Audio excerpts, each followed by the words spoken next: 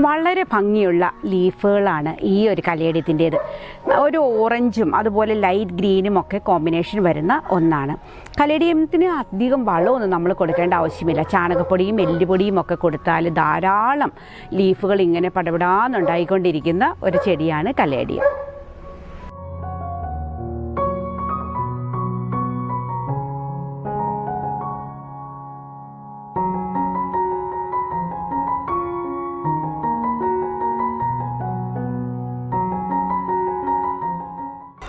ഒരു പച്ചയും ചുവപ്പും കൂടി വരുന്ന കോമ്പിനേഷൻ ഞാൻ കാണിച്ചില്ല ആദ്യം.